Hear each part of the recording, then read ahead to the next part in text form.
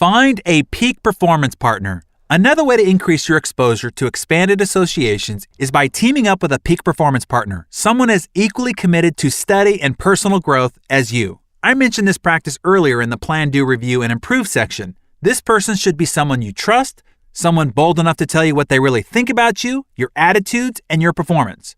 It could be that this person is a longtime friend, but he or she may be someone who doesn't even know you well at all. The point is to get and give an unbiased, honest, outside perspective. My current accountability partner is my good friend Landon Taylor. Every Friday, we have a 30-minute call to discuss our weekly wins, losses, fixes, ahas, and where we are on our growth plans. As I mentioned before, the anticipation of that call and knowing that I have to be accountable to Landon keeps me extra committed throughout the week. Find a peak performance partner you can share your goals with and who will be strong enough to hold you firmly accountable to them. Invest in mentorship. Paul J. Meyer is another man who served as a mentor to me. Paul passed away in 2009 at age 81. Whenever I thought I was doing really big things, really playing at a high level, I'd get around Paul. He was my reality check. What he did before lunch was mind-boggling to me.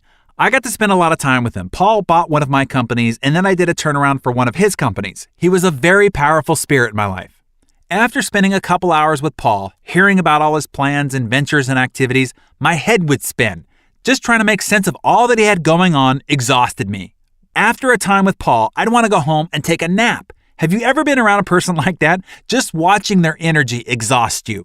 But my association with him raised my game. His walking pace was my running pace. It expanded my ideas about how big I could play and how ambitious I could be. You have to get around people like that. You're never too good for a mentor. During my interview with Harvey Mackay, he told me this: I have 20 coaches, if you can believe it. I have a speech coach, I have a writing coach, I have a humor coach, I've got a language coach, and on and on. I've always found it interesting that the most successful people, the truly top performers, are the ones willing to hire and pay for the best coaches and trainers there are. I don't think that's an accident. It pays to invest in your improved performance. Finding and engaging a mentor doesn't need to be as mysterious or intimidating a process either. When I sat down with Ken Blanchard, he explained the simplicity of engaging a mentor. The first thing you want to remember with a mentor is that it doesn't need to take a lot of their time. He said the best advice I've ever gotten is in short clips. Having lunch or breakfast with somebody, just telling them what I was working on and asking their advice and all.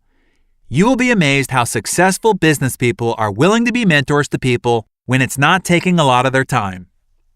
John Wooden reinforced the desire others have of being mentors as well. He said, mentoring is your true legacy. It is the greatest inheritance you can give to others, and it should never end. It is why you get up every day, to teach and to be taught. He went on to explain that mentorship is also a two-way street. An individual needs to be open to being mentored.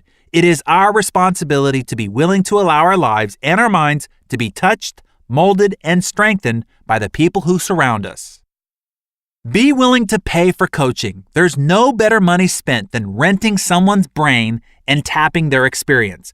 Let me give you a huge bonus tip that I learned from Brian Tracy when I was only 19 years old, and it has fueled my entire personal development journey. Brian said, you want to take 10% of all you earn and use it to help other people. You want to take another 10% of all you earn and use it to help yourself by reinvesting in your own personal development. Brian taught the best financial investment you can ever make is in yourself. I thought, wow, that is a unique concept. So I did just that. When you're making $150,000 a year as a teenager, spending $15,000 on your personal development doesn't seem to be unreasonable. When you start earning $500,000 a year, or $1 million, or several million, you can see how this 10% investment can get harder to do.